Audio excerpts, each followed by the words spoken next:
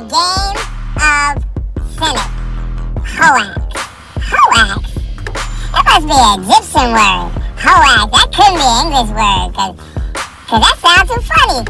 I keep asking questions. You heard that hoax? Yeah, that hoax. Yeah, you heard that hoax? Yeah, that hoe keep asking me stupid questions. I don't know what that hoax this time. Nah, I'm just playing. What you say, the game of Senet is a hoax? I'm not trying to say that the game of Senet is a hoax.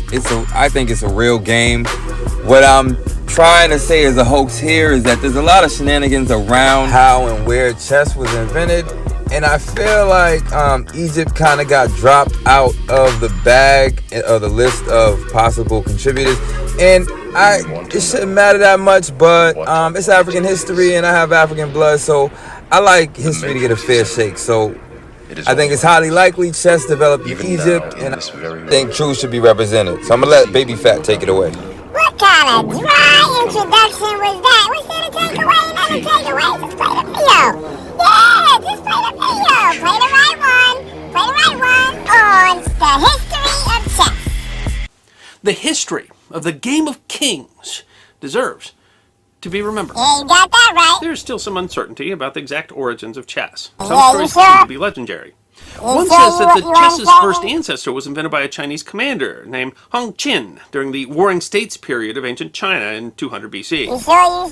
Other references to the game, which was called the elephant game, exist as well, but it isn't clear if Qin invented any kind of game at all, what the rules were, or what relationship it has either to modern chess or the modern Chinese game of zhongqi, also called Chinese chess. Another story comes from India, which suggests that chess was invented by a wise minister to chastise a tyrant Indian king. The story says the wise man wished to convince the king that everyone in his kingdom had value, and so invented the game of chess with pieces that supported the king in various ways. Versions of the story include the king offered a reward, and that the wise man asked for grains of wheat or rice. Okay, you can skip to the next. You can skip to you can skip this. Yeah, get to the part with the chess pieces so we don't mess around and fall asleep or something, because... Harold J. Murray, a British educator and the son of the first editor of the Oxford English Dictionary, spent 13 years poring over books on chess, even learning Arabic to read some manuscripts before publishing the 900-page opus, A History of Chess. It remains the definitive history. In 2012, chess historian Daniel O'Sullivan said it was so compendious that it may never be supplanted as the standard history of the game. Okay, hold up, pause it right there. Let me just break this down real quick in one line. So that's the dude that wrote the history of chess and basically left Africa out. Okay, got it. Next. In it, Murray traced the history of chess to 6th century India. There, the locals played a game called Chaturanga, which roughly translates to the 4 parts and refers to the 4 types of units in an ancient Indian army: footmen, elephants, chariots, and cavalry. These pieces would later become modern pawns, bishops, rooks, and knights. What makes Chaturanga the... Pause. Okay, y'all got it. Chaturanga, y'all get it. Chaturanga. They say the first chess was developed by the Indians, and it was called Chaturanga. Y'all can look it up. Sound like a spicy dish. Sound like something I want to try. Like, I want to play to that Chaturanga. But y'all got the name. Y'all can look it up for yourself. Let's keep this train moving. I'm going to break this down real quick, because I ain't finna be here all day. So they say chess started in India. And I ain't mad at that, because I like Indian people too. I like me some Bollywood. But they ain't finna leave Africa off the chess development list on my watch.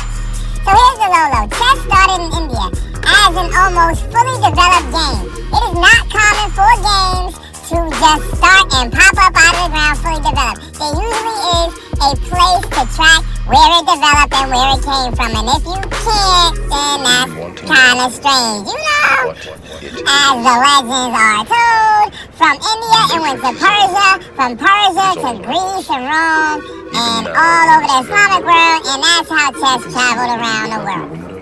Happily ever after, right? Wrong.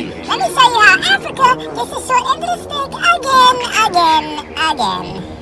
A whole relief with Queen Nefertari playing a mysterious game was found in the tomb of Queen Nefertari, wife of Ramses the Great, dated about 13th century BC. Sources say the game was called Senet, as Queen Nefertari allegedly wrote in her tomb, and it cannot be. Africa does not qualify in the development of chess because the board, pieces, and movements are not that of chess. Sounds kind of fair, right? No, and here's why. Now give me some space, because I'm going to need to get flexible on this one. I said I'm going to need some breathing room on this one. I'm going to need some wiggle room. Let me get loose here. So you're saying the earliest depictions of people playing a game that looks like chess is in Egypt, right? Now that itself is pretty strong, but there's no proof though.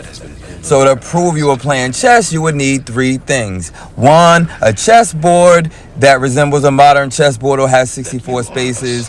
2, chess pieces that look like modern chess pieces. Or 3, rules that resemble the rules of modern chess.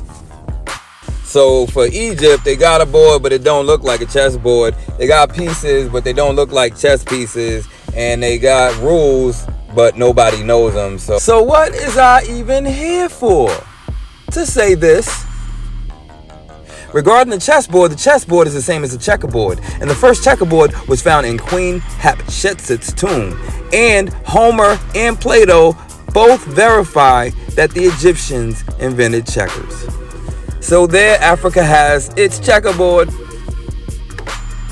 For the pieces, yeah, we could use some more evidence, but I'll just share the shapes that are in Queen Nefertari's relief alone. And I think there's a decent case for the shapes being represented in Egyptian culture. And not even to be funny though, I would think that someone who walk around with pawn on top of his head all day might have something to do with the way chess pieces look. I'm just saying. And lastly, regarding the rules of the game, yeah, I know we need more evidence in this case too, but in chess, the queen, the bishop, the pawn, and the king jump diagonally. And you know what direction in checkers they jump? Diagonally. And who developed those rules that have a strange commonality with chess? The Egyptians. So who might be considered in the development of chess, or should be? The Africans. And I ain't even gonna hold y'all no longer, because I said everything I need to say. Them hoes better not ask no more questions. I don't be caring about them questions that these hoes be asking, because I don't know nothing about no Hoax. I don't know what them hoes say. All I know is Hotep.